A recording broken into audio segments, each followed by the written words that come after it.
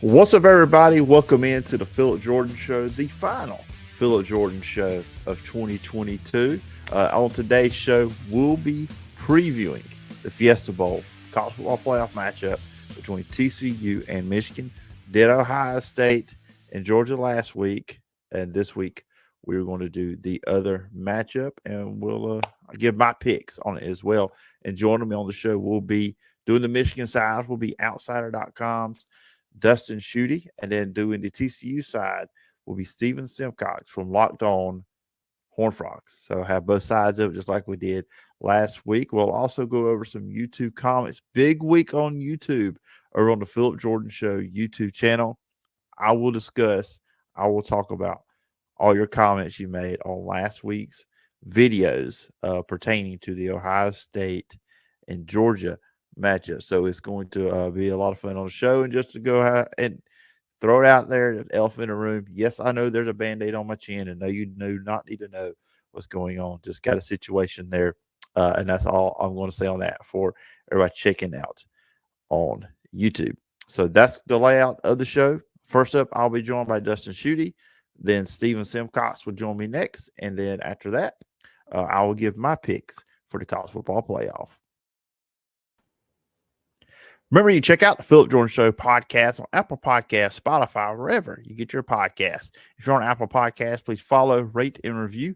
You leave a review, I will read it on a future edition of the show. You can also check out the show every Wednesday on the Phillip Jordan Show YouTube channel. Just subscribe button, hit the bell for all notifications, and leave a comment on a video, and I'll read it on a future edition of the show. You can also check me out over on social media at pjordansec.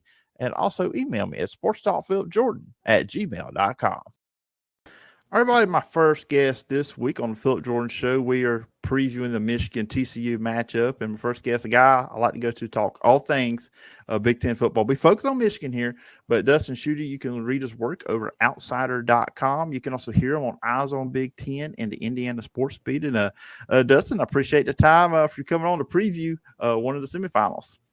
Yeah, thanks for having me on, Phillip. It's been a while, but it's always a pleasure to get to talk college football with you.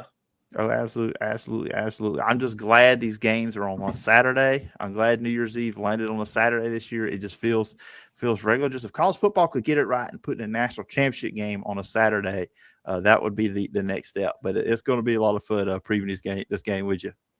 Yeah, it's going to be great. I agree with you. I wish that they would move that game to a Saturday, but baby steps, right? We're just getting into that 12-team playoff here in a little bit, so it'll be we can't complain too much. Yeah, I always just look at the NFL with that. They play their championship game on the day of the week they play most of their games. Yeah. It is, but college football was played on a Monday night when some other people may have to go to work the next day. It's kind of a situation. But anyways, you're right. Baby steps. Hopefully we'll get there. We'll get there eventually. The powers that college football will realize that.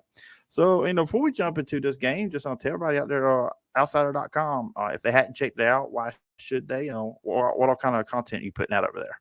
Yeah, if you like, I'm still in the sports realm, so I do still a lot of sports writing. But if you're an outdoorsy person, you like hiking, you like, if you're a bourbon drinker or a whiskey drinker, tequila, we do some reviews on that kind of stuff. We have a lot of outdoor news stuff that goes up. So, and people that follow Yellowstone, we have a lot of great Yellowstone content. I know that's a big hit show. I'm not as locked in on that show. I don't watch a whole lot of TV, but I know that's one of the most popular shows right now. So just a lot of different type of content we have going on. And so if you're into that kind of stuff, definitely hit us up at outsider.com. That's so good. And I've seen stuff. I follow the page. I've seen some I'm a country music fan, so I know you've seen you guys have some interviews with some country music artists. So that's always some good stuff too as well. So Michigan.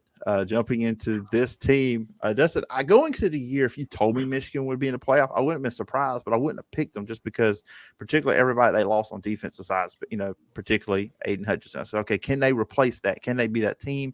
And at the end of the year, Ohio State was going to be really geared up to play them again and knock them off. And obviously, we saw how that game went. Last game of regular season, Michigan won once again. But coming into this year, where were you at? What were your expectations for this Michigan team? They were right where you had it. My expectation was Michigan was going to be good. They were going to be a challenger in the Big Ten East and potentially for the Big Ten championship. But I thought that they lost too many pieces on the defensive side. When you look at Aiden Hutchinson, David Ajabo, Josh Ross, some of the guys from their secondary, I mean, they lost some key contributors from that defense. Not only that, they lost their offensive coordinator, Josh Gaddis, and they lost their defensive coordinator, who then went, Mike McDonald, who then went back to the Baltimore Ravens after last season. So I had some big questions about this team. I thought it might take some time for them to kind of gel, get back to where they were. Again, I thought they'd be good, but kind of as you pointed out, I thought with the pieces they lost on defense, some of the question marks about the offense heading into this season, there was that quarterback battle with Cade McNamara and J.J. McCarthy. What was kind of the mindset with that? I thought, and then the full year that Ohio State had to kind of sit and stew over losing to Michigan on the road and getting that game at home in Columbus. I thought that Michigan would be maybe 10-2, maybe 11-1, and just miss out. But they proved me wrong. Their rushing attack has been outstanding. I think they probably have one of the best offensive lines, if not the best offensive line in the country. Jim Harbaugh made a gutsy call to make the switch from Cade McNamara to J.J. McCarthy early in the season, and that's been a decision that has played out really well. But the heart and soul of this team is, to me, it's still the defense. And that's really saying something considering – how much they lost from last season. They have just been fantastic. They haven't missed a beat. I don't know. I don't want to go as far as to say that they're better than last season, but they're still one of the best in terms of basically every statistical defensive category. And they led the Big Ten in sacks this season. When you lost guys like Ajabo and Hutchinson, that's hard to do. But Mike Morris, Mozzie Smith, some of those other guys really stepped up and did a nice job for this defense. So surprise is probably not the right term to use, but I have been impressed with how quickly Michigan was able to turn this around, considering the pieces they lost from both sides of the ball and the changes they had to make to the coaching staff. And it really is a tremendous job by Jim Harbaugh over these last 2 years because, I mean, his first, 6 years, 49-22, they were good. I mean, Michigan was always good with him, but you just could tell he just was not living up to expectation because this guy, the way he was being paid at one time, and of course, he took that, that pay decrease going into last year, but he was looked at or paid like a guy that was like a Nick Saban, an Urban Meyer, a Dabo Swinney, now a Kirby Smart wasn't delivering. And now what he's done the last 2 years, I wouldn't say turning Michigan around because they weren't bad, but 25-2 the last 2 years, one loss to Georgia last year, then Michigan State undefeated this year, just the attitude around Michigan. Everything else is different now. And I wonder if he had, as a coach, had a chip on his shoulder, like, you guys say, okay, we lost all these guys, we can't do this again. And then boom, we turn around, do it again. Because look, who didn't have Ohio State beating them this year? But he proved them wrong this year once again. Yeah, I mean, I think it came down to clearing that final hurdle. I mean, you look at Michigan, and as you mentioned, they weren't bad under Jim Harbaugh. They just hadn't got to the Big Ten championship game. They hadn't beaten Ohio State. And those were the two things that Jim Harbaugh had to prove he was able to do. Otherwise, we talked about, it seemed like for the first, or for the middle, 3, 4, 5 years, we were talking about who's going to be the next head coach at Michigan. So I give a lot of credit to Michigan's athletic department. And athletic director Ward Manuel was sticking with Jim Harbaugh, and then Jim Harbaugh taking that pay decrease and basically betting on himself, rejuvenating the staff, bringing in a lot of young guys to try to help with recruiting, to try to help the mindset. And it worked. It paid off. And I think a lot of people last year, when you go back to Halloween of 2021, after losing to Michigan State, blowing that 16-point lead, I think a lot of people thought, here we go again. This is a good Michigan team, but they're going to fall short of expectations. I think beating Ohio State, finally winning a Big Ten championship game, and then getting to the college football playoff kind of gave this program and those players a taste of what it can be like at Michigan, at a blue blood program. And you saw it this year. Heading in now, they basically did the same thing they did to Ohio State last season, demoralized them. This time on the road, they had a tough game against Purdue in the Big Ten championship game, but they cruised to that. Now I think they want more. They want to get to they're back in the college football playoff, and they're not just happy to be there this year. They want to win. I think there was maybe a level of we're just kind of happy to be back in this realm. We beat Ohio State. We accomplished our goal this season. But now I think the eye is on that college football playoff trophy. Yeah, absolutely. And then potentially a rematch with a team that beat them last year, too. Right. But they got to get through TCU first. I think TCU, a lot of people are just overlooking. A lot of people, I think, are really excited about Georgia and Ohio State. I mean, that's, with those two names. But I'm really intrigued by this Michigan-TCU matchup.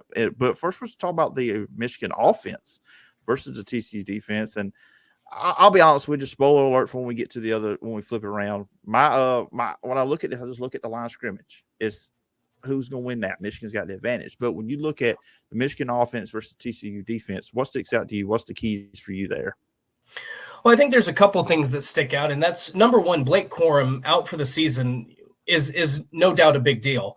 But what's crazy to me is in the final couple games of the season, Michigan really didn't miss a beat without him playing. Donovan Edwards stepped up and has played phenomenal football for Michigan. They were able to run the ball so well against Ohio State. They're able to run the ball really well against Purdue. And I think when you lose a Heisman caliber running back or any player at any position in that regard, I think it's really hard to kind of replicate that production. Michigan has not missed a beat. And don't get me wrong, you'd much rather have Blake Corum on the field dressed in the maize and blue than standing on a sideline wearing sweatpants, and a jacket. But I've just been impressed with this mindset.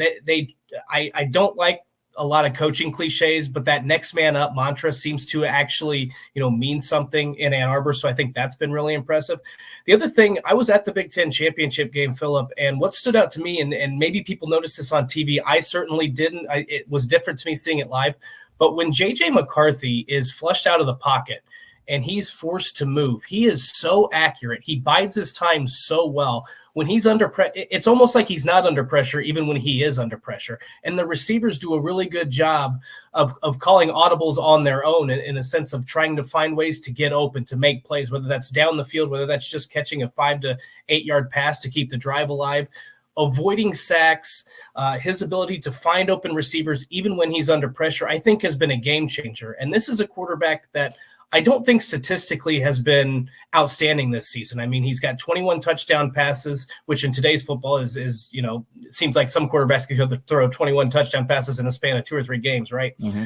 But he's only had 3 interceptions, and that's really key. He doesn't get sacked a lot. That's really key. So I think even when you're able to stop Michigan's rushing attack for those brief periods of time, Michigan still has the ability with J.J. McCarthy and some of their talented receivers they've got. They still have the ability to pick you up yardage and to beat you. And that's really not – last year that was a skill I don't think they had with Cade McNamara. Some people will probably argue that. But J.J. McCarthy just adds a different element with his legs to this. And that's what sticks out to me is that Michigan can really beat you in 3 different ways. If they're going to try to run it down your throat, if that's not working, they can go to J.J. McCarthy through the air. And if he's in trouble that way, he can take off and run or bide his time and find somebody open down the field. So this is a really dynamic offense that I don't think gets enough credit for what it can do through the air, along with how it just plays smash mouth football, basically. Because watching Michigan last year, when McNamara's in the game, and if it's a certain situation, okay, he's not probably – he might take off run, but he's not that big threat. But then when J.J. McCarthy comes in, the defense said, okay, more than likely – he's going to run the ball. But now with J.J. McCarthy being a full-time quarterback and he has developed as a passer as years went on, he had a good game, really good game against Ohio State. He hits a big plays on the field, 3 passing touchdowns. I think it was 263 yards passing, just going top of my head. So now there's that unpredictability with their offense because you don't know what the quarterback's going to do, especially in passing situations.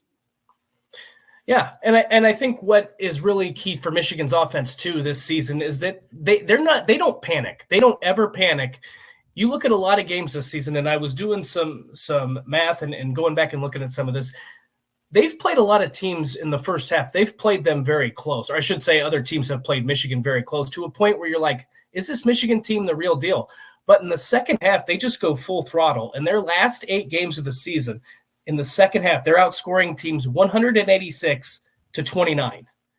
They outscored Penn State 25-3. That includes outscoring Ohio State 28-3, Purdue 29-9. The only team that outscored them was Illinois 14-12. So if you take that away, it's been even more lopsided in favor of Michigan in the second half. So this is a team, I think one of the key things is you can watch this game, look at the offense through the first 30 minutes and be like, boy, I don't know if this Michigan offense is really that good. Well, just wait, because they're like a python. They will constrict you and wear you down. And that's when they hit some of those big plays in the second half. That's when Donovan Edwards can break off a 50-yard run like he did in the Big Ten championship game. That's when J.J. McCarthy can bide his time and find a guy down the field and hit you for a big pass play. So if you're not overly impressed with the Michigan offense in the first half of this game, just wait till the second half starts, because I guarantee you they're going to start clicking at some point. And look, you're playing a TCU defense, and the last 2 big games are in. Iowa State game, I'm not going to read off the rushing they gave because that was a blowout. They handled Iowa State easily. But against Baylor, 232 rushing yards TCU gave up. And against Kansas State and Deuce Vaughn, they gave up 205 rushing yards. Michigan's better than those teams. No offense to Kansas State out there if there is a Kansas State fan watching this, but Michigan's just a better team. They're better offensive line, the best offensive line in college football. So that's kind of two right there. Look at Michigan, like they may just be able to do whatever they want to in this game if they're able to run the ball like other teams have on TCU in the past too. Yeah, I think there's a very real possibility of that. But I just keep going back to, as much as I want to predict a Michigan blowout, because I think on paper, and when you look at what you talked about statistically and the level of competition Michigan played versus the level of competition TCU played. And I don't think it's a major difference, but I think it's enough of a difference where you give the thing that gives me a little bit of cause for concern is the fact that so many teams have played Michigan close in those first 30 minutes. So it's going to be interesting to me. I think that TCU is going to come out with basically a month to prepare. They're going to come out with that right formula to try to slow down Michigan's rushing offense. The problem is like I said, they just wear you down so much that by midway through that third quarter, you're just physically exhausted. And I think with a team like TCU that already struggles against the run, or at least has at times this season, I think that's where you're going to see Michigan really, really, flash their dominance on the offensive line and with some of their running backs. So let's flip it over to the other side, the Michigan defense versus the TCU offense. And this really is strength versus strength. I mean, you mentioned it early on in our conversation here. Michigan's strength, as much as, we talked about the offense there, is their defense. The defense leads the way, giving up just 13.4 yards points per game, and then rushing. I mean, you don't run the ball on this Michigan team, only allow around 85 yards per game. So when you look at the Michigan defense versus the TCU offense, featuring Heisman finalist Max Duggan, heart and soul of that team, he carries them a lot of times in these close games. What are your thoughts with the Michigan defense versus TCU offense? Yeah, this is really interesting. I think that the reason I would have confidence in Michigan's defense against this TCU offense is we've seen Michigan's defense shut down some pretty good rushing attacks in the past. I think if you go back and you watch that Penn State game and you watch Penn State throughout the season, they've got two really good running backs, with Nick Singleton. And so I think that they were able to shut him down. So you look at Keandre Miller, he's a really good running back for TCU, but Michigan has seen that before. You look at what they have at the perimeter. They got guys like Quentin Johnson, Tay Barber, the TCU wide receivers. But obviously you look at a team like Ohio State or Purdue in the final two games of the season. Those teams have some pretty good wide receivers. So Michigan has seen that. I think the key is going to be you want to get pressure on Max Duggan. You want to, get some hits on him and kind of rattle his confidence a little bit in this game, because I think that's going to be the key. And again, Michigan was the best team in the Big Ten, or tied for the best in the Big Ten at recording sacks this season. So I think if they can get some sacks, rattle some confidence, and maybe create some turnovers early in this game, it's really going to set up well. I honestly don't think that TCU is going to bring anything to the field that Michigan hasn't seen before. It's just going to being able to try to create some more opportunities for their Michigan offense. Yeah, and you look at what Duggan this year, as great as he's been sacked 23 times. And, I was looking at their numbers too, rushing the ball. That's big. And if they take that away and then you can pin your ears back and come after Duggan, I mean, as tough as he is and as much as he does for them, when you make a team one-dimensional like that, especially a team that you may be more physical than, more talented than up front, that's going to cause some problems. And that's probably leads to where you were talking about when we were talking about in the last topic, the second half. Yeah. Then maybe your quarterback starts pressing, making some mistakes, throwing the ball before he wants to. Then interceptions happen, turnovers happen, and that could lead to the victory as well. I mean, there's a lot of things there, just kind of interesting. Like I said, this Michigan defense is going up against this TCU team that's really good on offense, but they haven't seen a defense like this either. No, I agree with that. And what's going to be really interesting to me is these teams are both really good in the second half. So is it crazy to think that we have a 13-10 or a 10-6 or something, kind of a ho-hum halftime score of this game, and you think, oh boy, can't wait for that Georgia Ohio State game to kick off, and then all of a sudden the third quarter hits and all of it, we've got, it's 41-34. Now, I don't know if it's going to be quite that dramatic, but we've seen TCU look putrid through the first two quarters and really explode in the third and fourth quarter. We've seen the same sort of thing from Michigan. I think what is going to be really key, though, is Michigan on the offensive side can really possess the football and impose their will in the rushing attack. So this TCU offense is, I think, going to have to take some shots early in this game and put some points on the board and put pressure on Michigan's offense to score, because if Michigan goes out to a 14-0 lead, that's when, as you said, the defense can pin their ears back, and it's going to force Max Duggan to make quick decisions. He may not have as much time in the pocket as he'd like, and I just don't see if TCU gets down big in this game, especially early on, I just don't think they're going to have enough possessions to score enough points on this Michigan defense, which has been, as I mentioned, they've given up 29 points in the third and fourth quarters in the last 8 games, and 12 of those were to an Illinois team. And, so that's going to be the key to this game to me, is TCU's offense has to get off to a hot start in the first half. Yeah, absolutely. With what you're saying about both these teams, just tell this to anybody listening, watching this podcast. If one team is up by a good margin in the first half, don't turn it away, because either one of these teams can come back and win the game. So, keep it there. Don't change it to something else. So, lastly, we broke down the offense, defense, expectations for Michigan, all that good stuff. If Michigan wins this game, how do they do it? Yeah, I think the key here is what we basically talked about has been, I think we can both agree, Michigan's got the more talented offense, defense. They probably got the best kicker in the country in Jake Moody. So you look at all 3 phases, I think Michigan's the most talented team. So then what, to me, it comes down to is turnovers. As long as Michigan protects the football and doesn't give Max Duggan and the TCU offense more opportunities, and especially more opportunities in good field position, I think Michigan's going to win this game. I just think they have too much talent. I think they're better at the line of scrimmage on both sides of the ball. And that's, so to me, as long as you don't make those key mistakes, as long as you don't turn the football over, I think they're going to be in great shape. That's how I think they're going to win this game. It's going to be interesting. It's going to be fun this Saturday, 3 o'clock Central Time. I always say Central Time because, hey, that's where I'm at. Y'all guys can figure it out. But anyways, it's going to be fun. Looking forward to it. I'm ready for no disrespect to bowl games, Dustin, but I'm really looking forward to these 2 games that means so much. And I appreciate you coming on the show and previewing the Michigan side of the game. If the listeners and viewers want to follow you online, where can they find you and check out all the work you're doing? Yeah, like I said, come to outsider.com, check out our work there. You can also find me on the Eyes on Big podcast or Indiana Sports Beat on the radio. And then you can also follow me on Twitter at Shooty Dustin. All right, sounds good, Dustin. Appreciate the time, and I look forward to doing this again sometime down the road. Thanks again, Phillip. It's always a pleasure to join the show.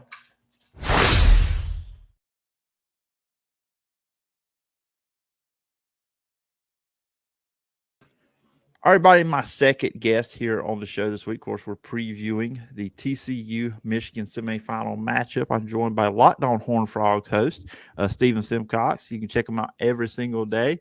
And, Stephen, I appreciate you coming on the show and previewing TCU.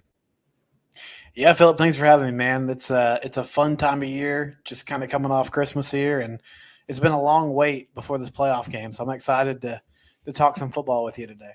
Yeah, absolutely. It's like, we preview these games. We talk about these games, especially for you going every single day. It just kind of and this is dropping on Wednesday, so just a few days away. You got to be very excited because now you get close to the game happening and all the excitement that's around that. Yeah, it's strange. I mean, having and it's typical with bowl games, right? Like you get about a month off, maybe not this long, but at least a few weeks.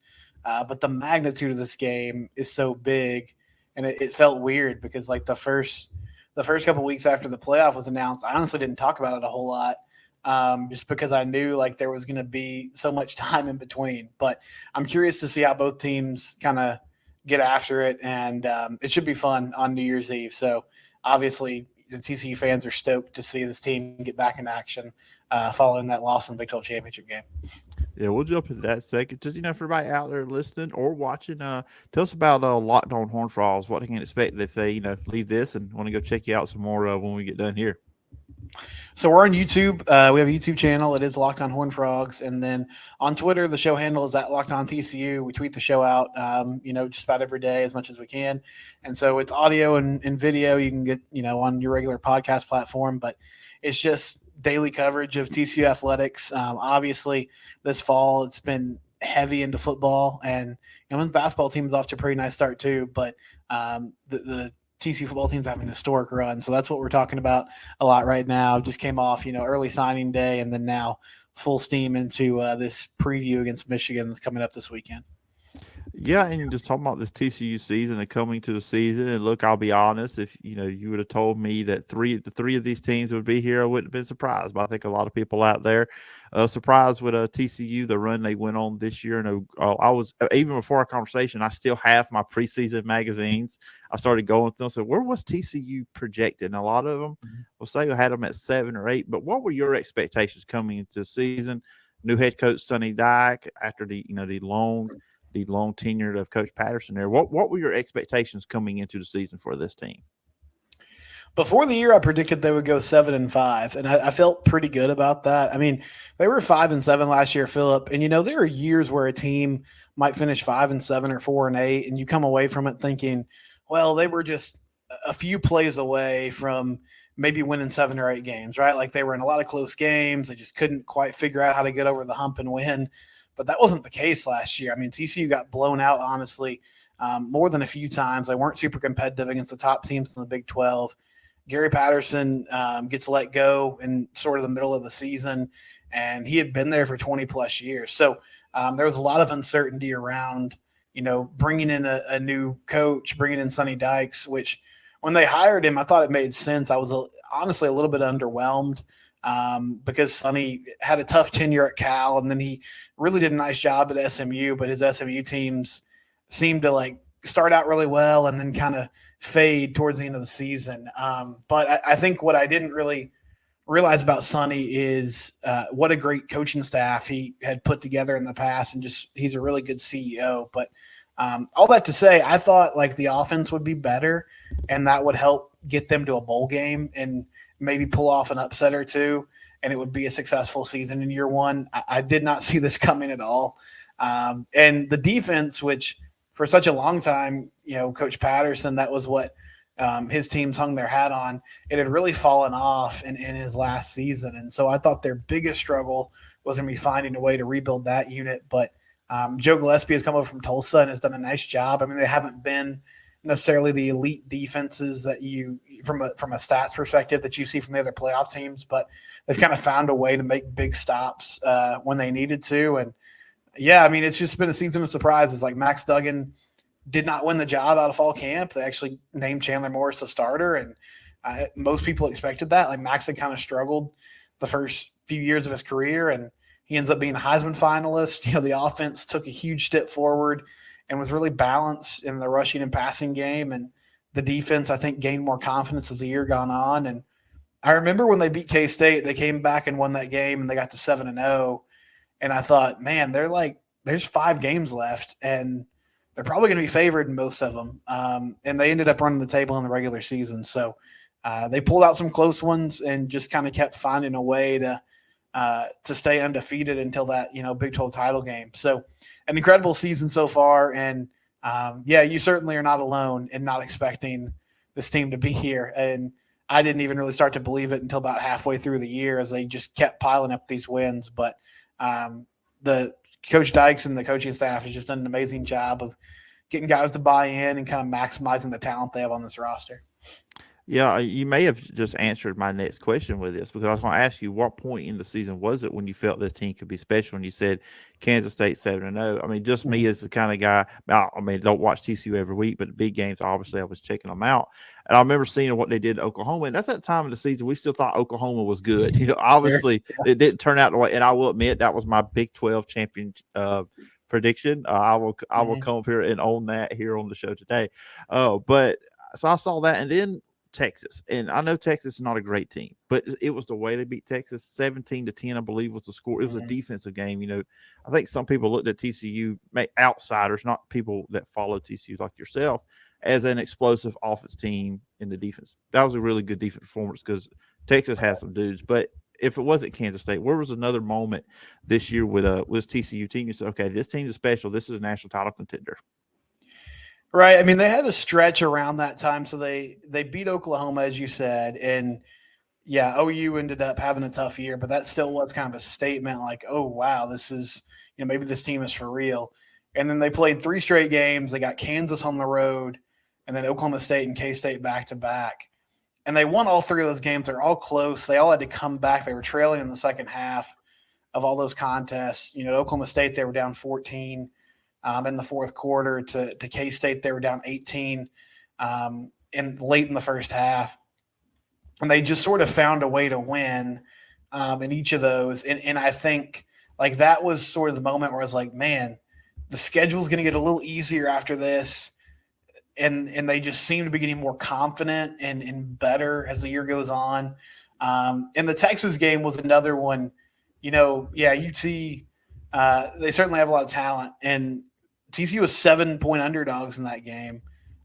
Game day was there. Like Arch Manning was in town. It was supposed to be one of the many moments that has kind of come up in the last few years, unfortunately for the Horns, but it was supposed to be, okay, this is it, right? Like this is the time where Steve Sarkisian gets Texas on the map again. And we start talking about, the Longhorns dominating the Big 12 as they sort of leave for the SEC. And they won that game. It wasn't pretty, but they hung in there. They held Texas to only 3 offensive points and really kind of dominated the second half. I mean, if not for a scoop and score by UT at the end there, it probably would have ended like 17-3. But anyway, they won that game to get to 10-0.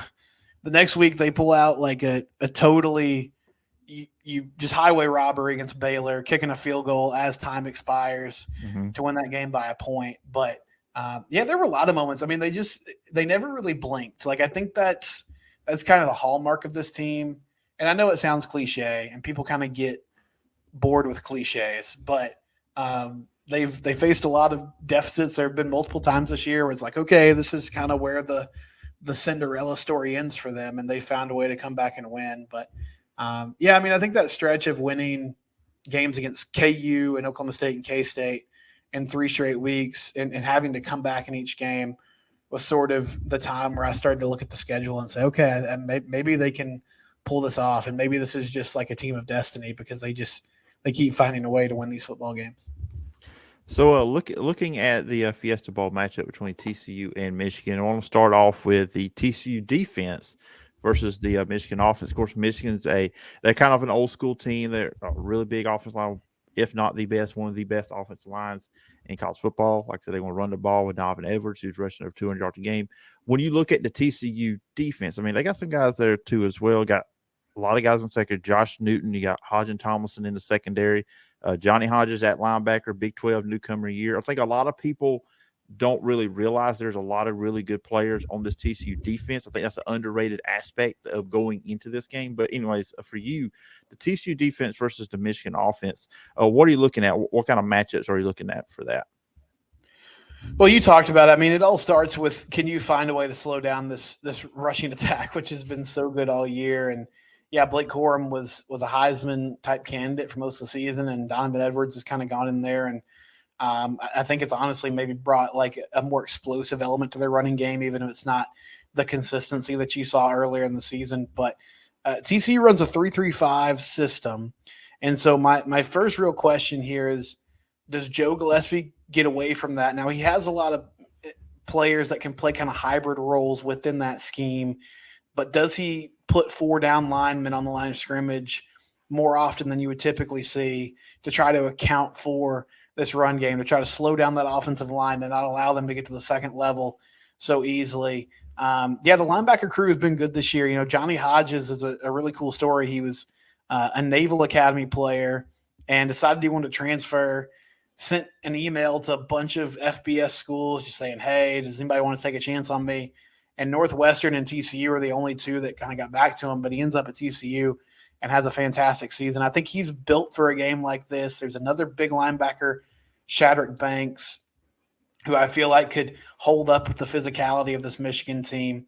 I think Michigan is on another level from a physicality standpoint than anybody they've seen. So I'm not necessarily comparing this team, but this is the best comparison I can think of based on TCU's schedule, which is, Texas with Bijan Robinson really tried to run at the teeth of that defense, and they weren't successful. Now, other teams like Baylor and Kansas State have had more success using some misdirection, using some counter concepts getting to the edges and running on this TCU defense. So can TCU shore that up and not allow those explosive plays in the run game? I think on the back end, I feel like that's a matchup that they can have success. Travis Hodges-Tomlinson won the Thorpe Award. Josh Newton, who you mentioned, is another really good corner. Those guys are used to playing in man coverage. They like playing, up on receivers, pressing those guys.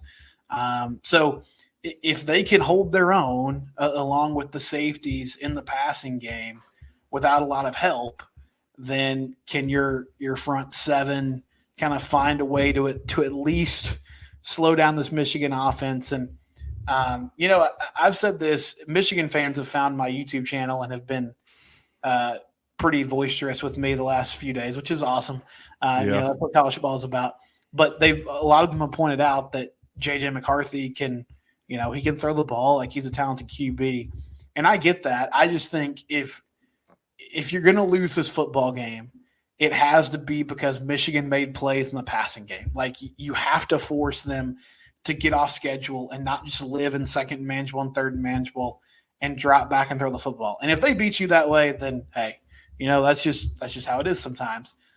If this running game just slices them up, then it's going to be a long day, and it's going to be really tough for TCU to find a way to win. So I think if they can kind of hold their own up front, then they do have, some opportunities and some advantages with that secondary that I feel like is built to match up in some one-on-one situations pretty well.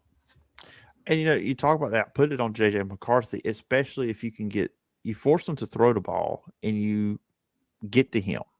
So who on this TCU defense you see as guys that could cause that pressure? Because then you get a quarterback like that, he has to rush to throw, and then you've got that experience, that talented secondary TCU has.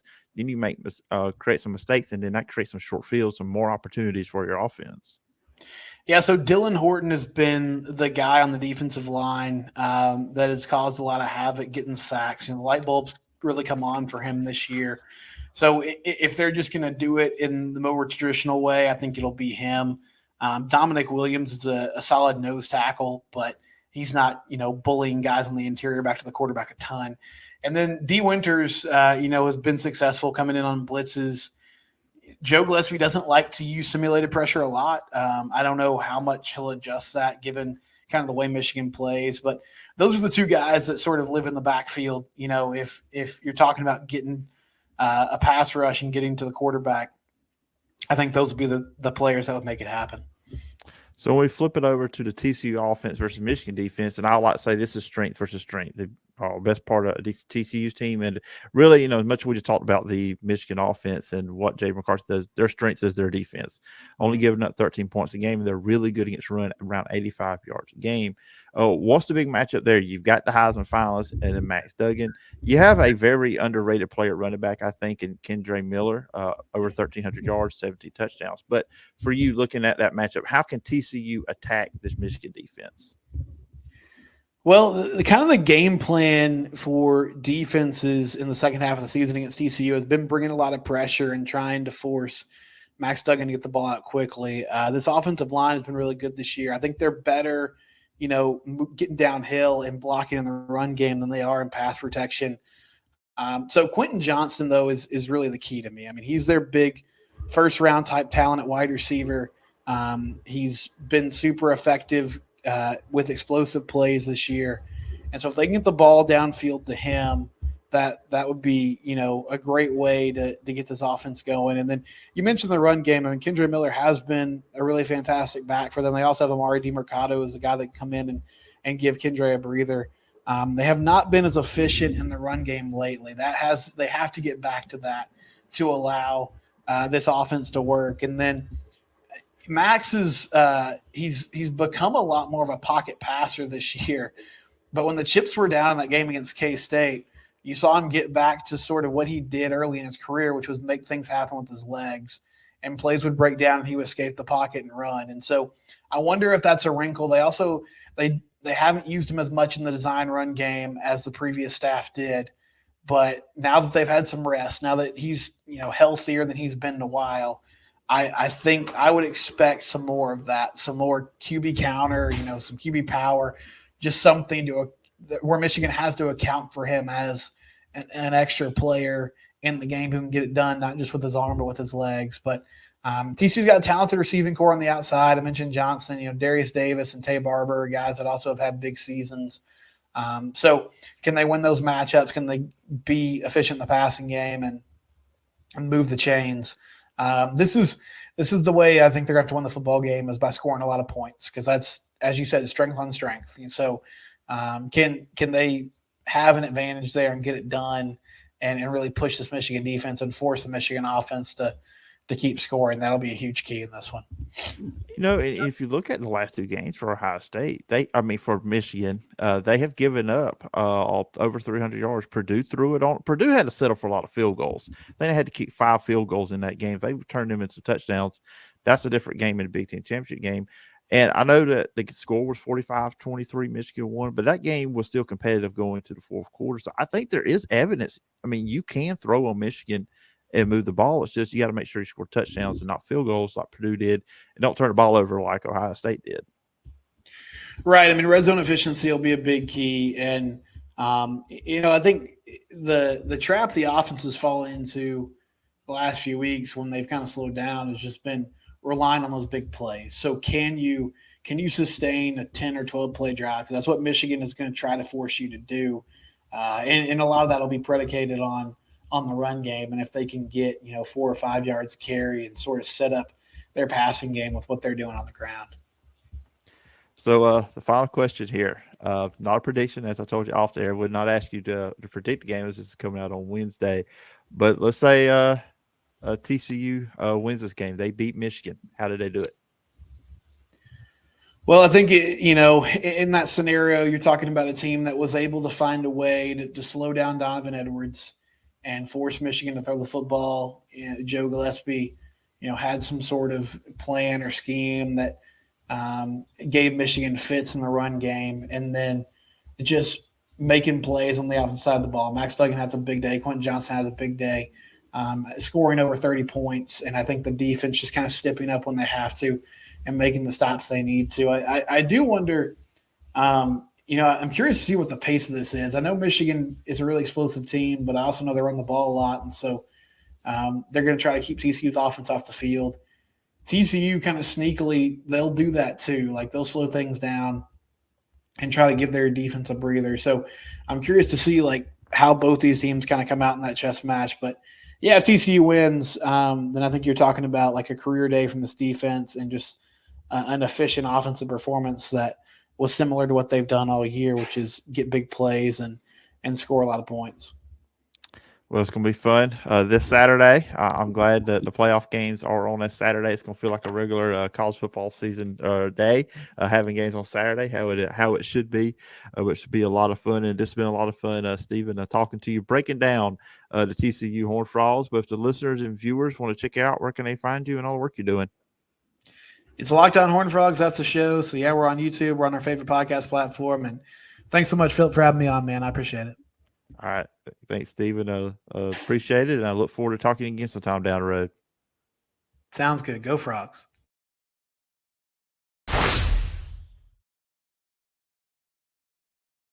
All right. And there you have it. That is your expert analysis from breaking down Michigan with Dustin Schutte and breaking down TCU with Stephen Simcox. And go check out all the great work both those guys do. Appreciate them coming on the show to preview this big matchup. And if you want to check out a preview for the Peach Bowl between Georgia and Ohio State, go check it out over there on YouTube as well, or on the podcast over at the Phillip Jordan Show on wherever you get your podcast. Now it's time for my picks. Who do I think going to win these two games? I'm really excited. I'm ready for Saturday to get here. I really think we could have a really special day in the college football playoff. But we're going to start off with the Fiesta Bowl, 3 o'clock Central Time. Michigan, they are a 7.5-point favorite. This one, of course, TCU 12-1. Michigan, they are 13-0 on the season. Here's my keys. And you kind of heard me talk about it. You did hear me talk about it there with both those conversations with Dustin and Stepen. Line of scrimmage is the big thing here. Michigan has the advantage there. Best offensive line in college football. They're really good against their quarterback, led the Big Ten in that category. Michigan up front on offense. They know how to run the ball. They run the ball for 243 yards per game. You said, okay, Blake Corum is gone. He's replaced by Donovan Edwards when he gets hurt. Donovan Edwards has picked up slack, 200 yards average the last two games against Ohio State and Purdue. And they don't give up a lot on the ground either. Only 85 yards per game on the ground. TCU has been giving up a lot of rushing yards in recent games against Kansas State in the Big 12 championship game. They gave up 205 yards. Big day by Deuce Vaughn there. Against Baylor 2 weeks prior, they gave 232. We're not going to talk about Iowa State. Iowa State's horrible, and that was a blowout in that one. TCU, in order for them to have any chance this game, they have got to cause some turnovers. And the best way to do that, I think, if you can get some pressure on J.J. McCarthy, speed him up, make him make some mistakes, push the ball downfield maybe when he shouldn't. You hear me talk about there with Stephen. They have players at linebacker. They have players in the secondary at TCU that can make them pay if those mistakes are made. But if they cannot get pressure on the quarterback, which he has not been sacked like, hey, once again, best offensive line there. Michigan only sacked 9 times on the entire season. They have to do that. And on offense, look, you can't give up on the run game. You're probably not going to be able to run the ball in this one, but you need to use Max Duggan on some design run plays and just push the ball down the field. Look, Michigan last 2 games against Purdue and against Ohio State, both those teams threw for over 300 yards on them. Purdue had to kick 5 field goals in the game. Then Ohio State, and I still say this, the Michigan-Ohio State game was close going into the fourth quarter. And then Ohio State fell apart. Look, we saw it. Michigan was leaning on them the second half. I'm not saying they weren't. Don't want any Michigan fans jumping on me. Georgia fans jumped on the YouTube channel last week with everything going. We're about to get into the comments in a second. But you're going to have to push the ball down the field. Like I said, Purdue showed you can move the ball through the air. Ohio State did something too as well. You're going to do that, but you're going to score touchdowns. You're going to have to get some breaks in this game if you're TCU. Max Duggan is going to be big. Quentin Johnson and Tay Barber down the field. They're going to make some big plays, big catches to make the thing interesting. These are two teams that play better in the second half. We talked about that here too with both the guests. But I'm going to go here. I'm going to pick Michigan to win this game. No shocker by anybody. They're 7.5-point favorite. I think Michigan probably wins this game by 10, pulls away with their running game, with their defense in the fourth quarter. But I do think this has some tense moments for Michigan. I think this game is going to be close. I don't think it's going to be a runaway like some people are trying to say TCU is going to get blown out. I just don't see that happening in this game. But I do see Michigan coming away with a victory and advancing to the national championship game.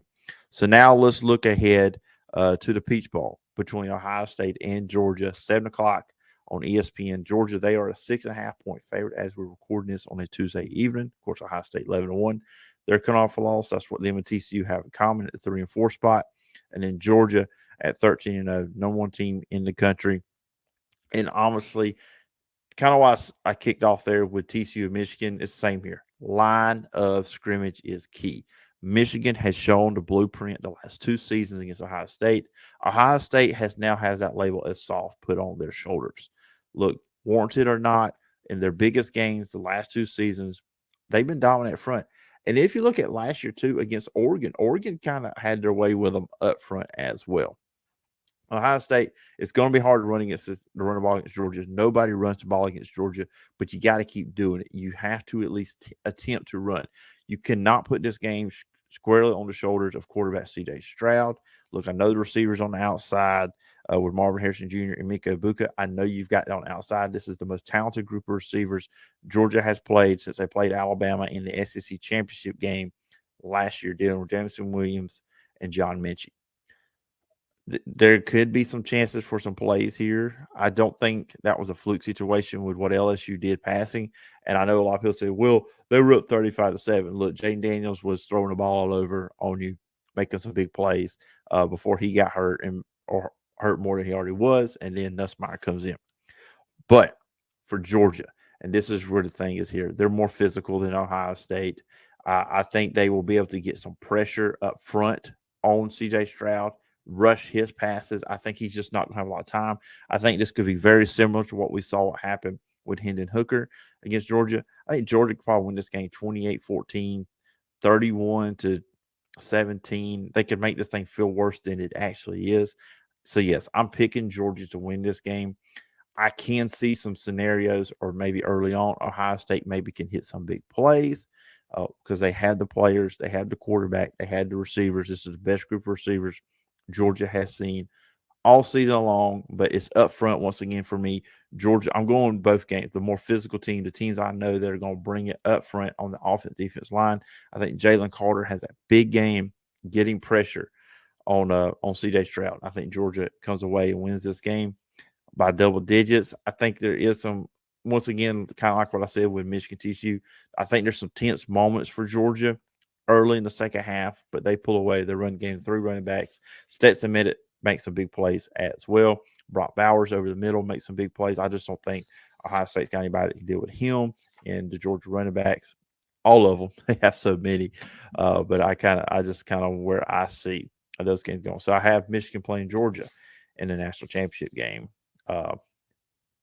and on the 9th. So it should be interesting how all that turns out this week. We'll see if I'm right. I went chalk on there, and before we jump into YouTube comments real quickly. Now, I know we talk college football most of the time on our show, and I thought about going through and picking all the bowl games we have left, but look, I just didn't. This may come across as laziness on my part.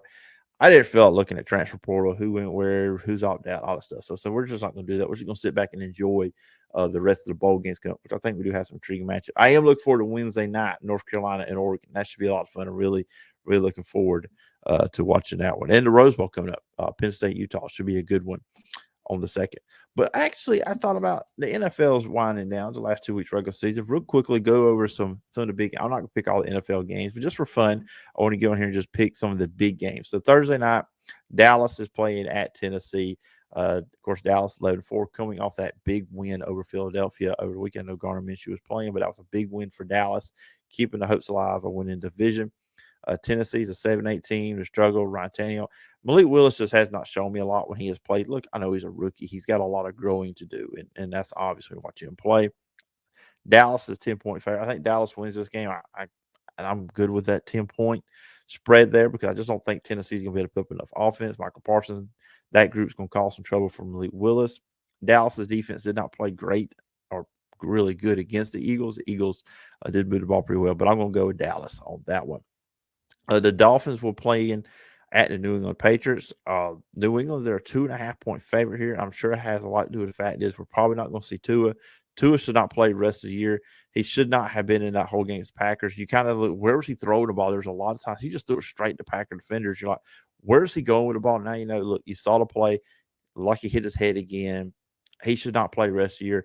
I really think he needs to come to a decision and really have some serious conversations with the right people, whether he should continue his football career or not. Look, he's a good quarterback. He's got a lot of growing still to do. There's a lot of stuff he's got to get better, a lot more in his development.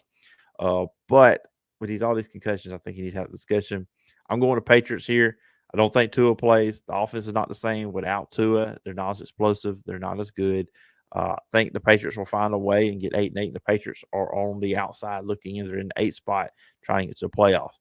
Carolina Panthers at the Tampa Bay Buccaneers. This may very well be the NFC South Division Championship game. Tampa Bay is a 3-point favorite here. Carolina beat them pretty soundly last time they played.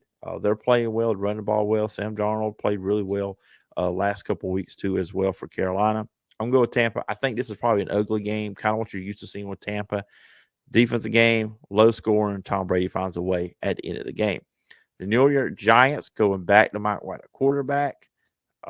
Zach Wilson, who I never thought was going to be a good NFL quarterback. I just didn't believe in the hype. I said he didn't really play any good competition in college. I just didn't see him as a guy that was going to be able to be that elite quarterback. I think that was a wasted pick by the Jets. Seattle 7-8. They really fell off. They looked good for a stretch during the season. They were leading the division. We're saying, okay, they did better by not keeping Russell Wilson. But as you saw happen in Denver, I think they still made the right decision. But they've tailed off here lately, losing to a lot of teams that early in the year they were better than. The Jets are a 1.5-point favorite here. Like I said, Mike White's returning as quarterback. I am going to go with the Jets to win this one, to kind of keep their playoff hopes alive and get to 8-8. Now, I will admit there may be some bias in this next pick, so apologize, but kind of not apologizing. The Minnesota Vikings at 12-3 at the 7-8 Green Bay Packers, who now won 3 games in a row when they were 4-8. Green Bay has they don't control their own destiny. They got to win these next two at home against the Vikings and the Lions, and they need the Commanders to lose a game. I'm not going to pick the Commanders and Browns game here, but the Vikings at Green Bay, the last time they played, first game of the season, Justin Jefferson lit up the Packers. The secondary, they cannot allow that to happen again. They got to defend somebody. They can't allow that, like I said, to happen. Christian Watson and Aaron Jones, do they play for the Packers? They do. That's huge. If not, we'll see how the Packers offense is going. If those two guys are playing and they can just play solid against Justin Jefferson, because I do believe that Kirk Cousins will give you some throws, and this is a big game. Kirk Cousins does not always play good in these spots. The Packers are going to win this one, and then let's see what happens with Washington. Do they lose? And then next week the Packers play the Lions potentially to get into the playoffs, and who thought that was a possibility? The NBC game is the Pittsburgh Steelers at 7-8 at the Baltimore Ravens at 10-5. This game will be on NBC, 7:20 Central Time. Baltimore's 3-point favorite. Really don't know what's going on with Lamar Jackson, if he'll play, if he does it. I don't think it matters. Pittsburgh is horrible.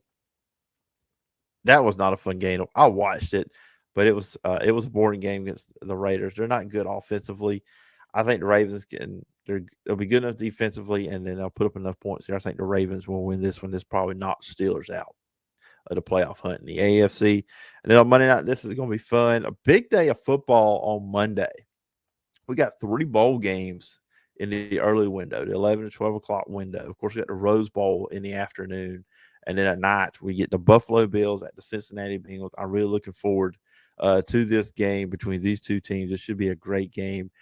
Big implications with this one. Buffalo, you win. You might as well say they clinched the AFC. They'll still need to win the last week, and they'll play the Patriots that week. And that'd be big because the Patriots, if they beat the Dolphins, will be looking to get in the playoffs as well. Cincinnati wins here. That would put Kansas City as the number 1 team. But if Kansas City was to lose one of these next 2 games, then Cincinnati would be the number 1 team. Like I said, Buffalo wins. It really puts them in great shape to get number 1 seed in the AFC. The last 2 weeks, I've been impressed and depressed with the Cincinnati Bengals. And here's why. They were down 17-0, 73 at halftime against Tampa Bay. Now they came back, they won 34-23 in that one. And then this past week, you got 22-0 up at halftime. Joe Burrow's throwing it all over the place. The Patriots can't stop them. The Patriots almost come back and win the game. The Bengals did win 22-18. So they had these last 2 weeks, they've had great halves, a great second half against the Buccaneers, a great first half against the Patriots. But they haven't put it together. I think Buffalo's team. Buffalo is my Super Bowl pick from the start. I know they've shown some signs of not being awesome all the time this year, but I am going to go with Buffalo to win a very close game. It's going to be a lot of fun. It's going to come down to the wire. Thinking this one, I think Buffalo is going to figure out a way. Josh Allen will figure out a way for them to win this game.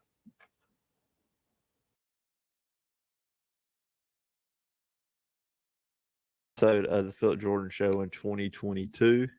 We're going to go to YouTube. We're going to read some YouTube comments. So let me say this, and I've kind of been saving this for the end of the show. I thought about opening with this, but I said, let's just wait till we do the whole thing together.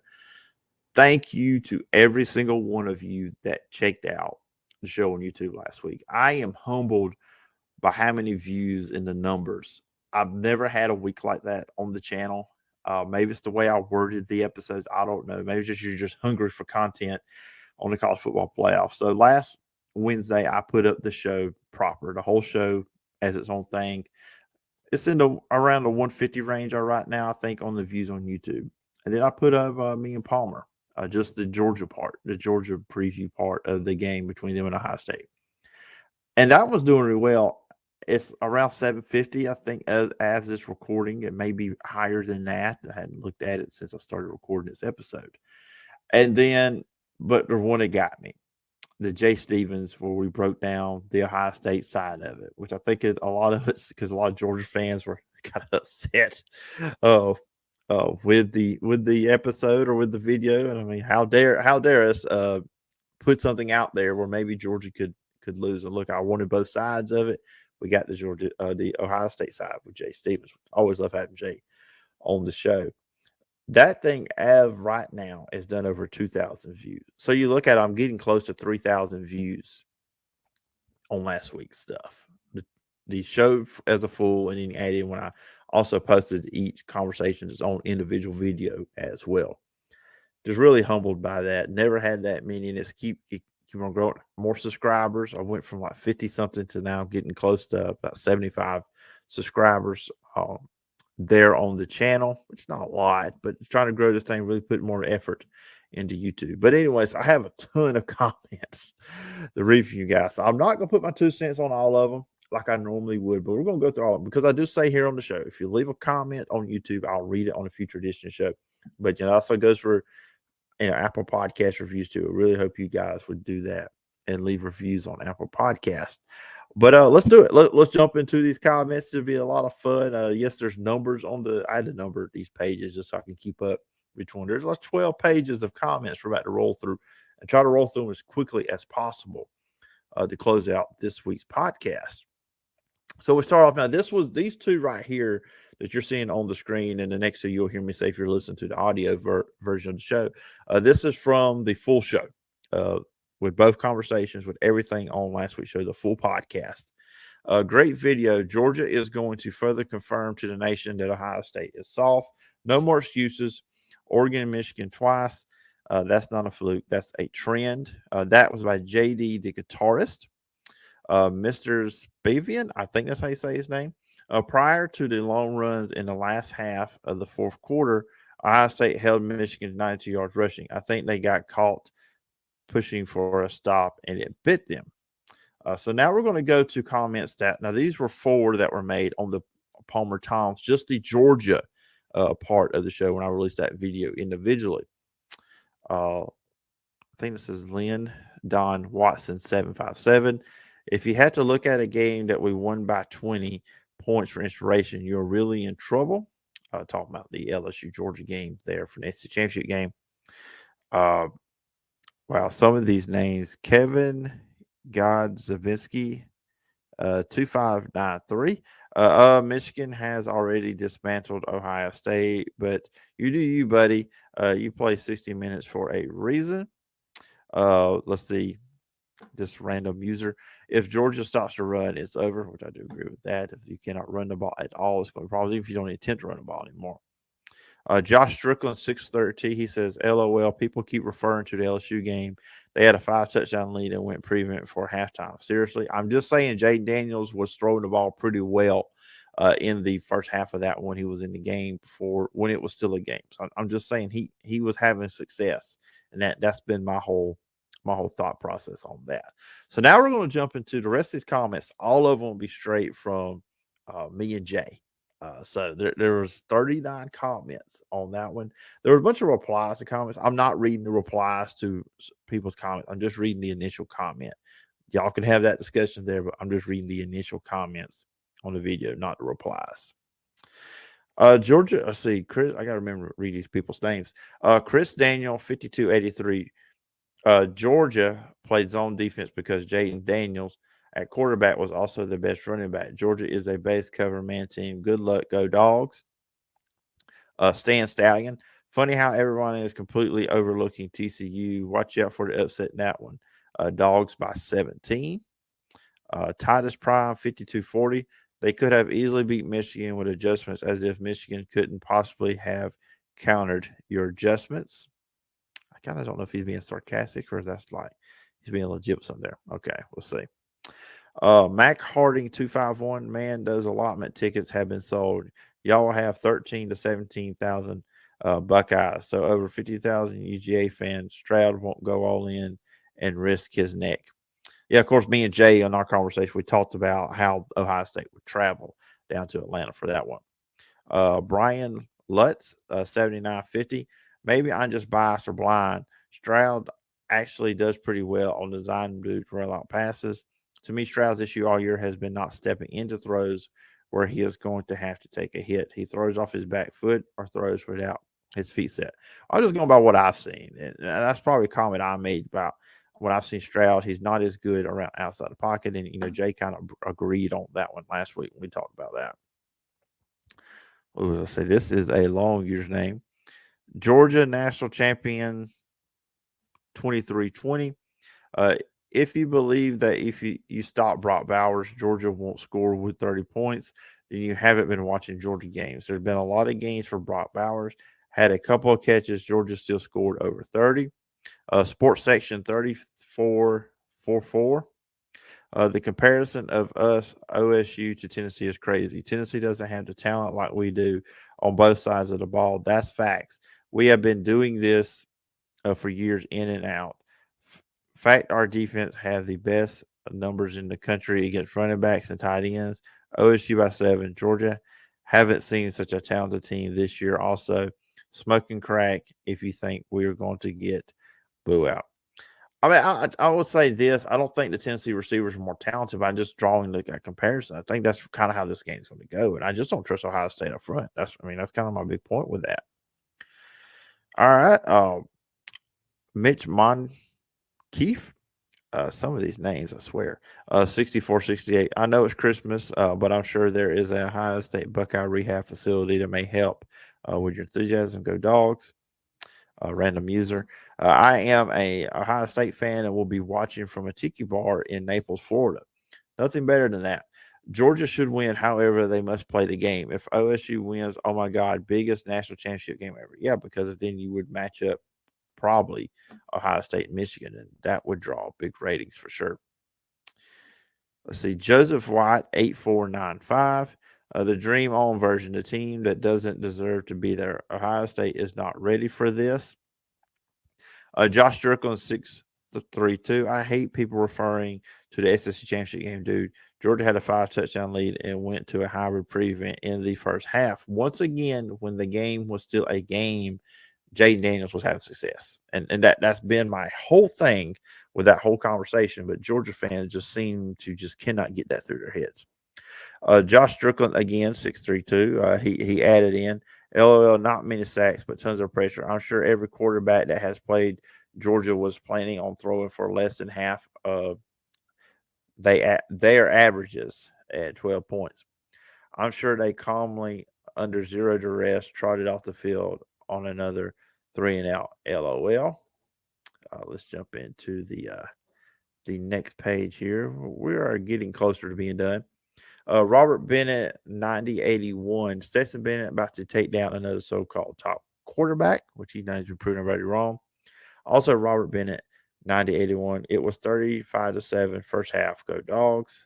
And Robert Bennett, once again, the Dogs ain't worried about who they play. I'll see next up. The man in red, 33. Michigan thought the same thing last year. The worst thing for OSU was us allowing LSU to get pass happy. We will address that and make it difficult to pass on us. And I'm sure, Kirby Smart even said that. They're going to be paying attention to a lot of that for what happened against LSU. LSU throwing for over 500 yards. Mickey Brady, 2026. I guarantee Ohio State will not throw for 500 yards. Coach Kirby Smart will have that defense ready for them suck eyes. Go Dogs, sick 'em. And also Mickey Brady. We had 2 sacks on Hooker from the outside. It was not only from up the middle. Kirby's baby is the secondary and the linebackers. All right, now this is quite a long one. I got to pull the ticker off of this one. George, and this is a 2-part. That's why you got the 10.1 over there in the left-hand side. Deshaun Jameson, 3-4-11. This is part 1. Georgia is a better team, and Ohio State has the better offense. In the SEC championship game, the score was 35-7 with 2 minutes left in the first half. They pushed out the quarterback, and it took us a while to adjust. This in addition to Georgia typically running up the score early and sitting on the lead and finishing it in the fourth quarter. Plus over 500 passing yards, your antidote is still losing by 20 points. The Missouri game was a good defense and a smart offense taking advantage of a great night atmosphere and a bored Georgia. Kentucky in the second half, Georgia didn't even pass the ball. 2014 Alabama, before they changed their identity to not just defense one, but one of our offense. You see what happened the next time they played. Also, last year, Georgia dominated their opponents and were number 1 most of the year and made some key mistakes, got arrogant, and switched up their defense completely. Ohio State struggled several times this year and was finally bested by a team that could put it together. Penn State should have beaten you, but fell apart at the end. When we got back to our dominant ways, we smoked the team beat you guys 34-3 and 4 minutes left and beat the team that beat us. Your best bet is to get big chunk plays because slow, methodical drives work against you, and we have the best red zone defense in the country. I wish you luck, but I have a lot of confidence. Go Dogs. And the final one, we can get the ticker back up. Mitch WLV, haha. Ohio State is like the ugly girl who thinks she is a 10. Reality will set in shortly. I tell you what, those Michigan people, they are getting very confident since these 2 straight wins over Ohio State. And then finally one, I'm going to say Orange Sheely 6604.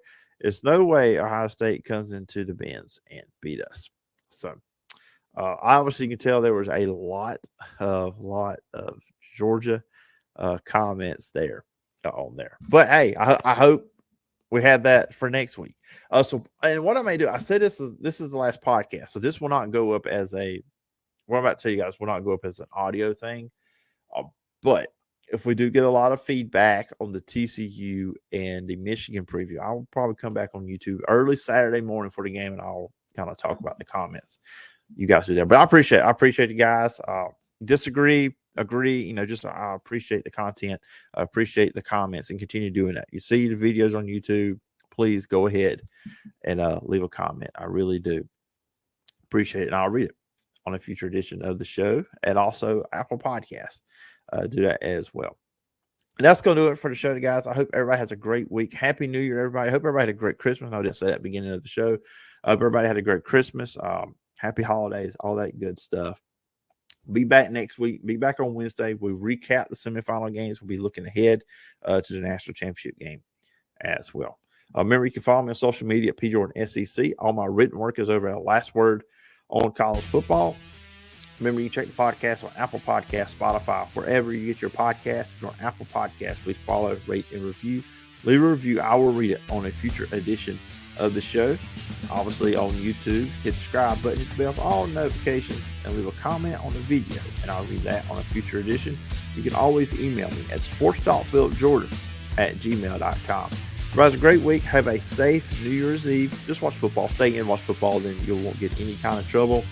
Do the right things. Be smart this weekend. Appreciate you guys checking out the show. Let kindness be your compass. And you've been listening and watching Phil Jordan Show.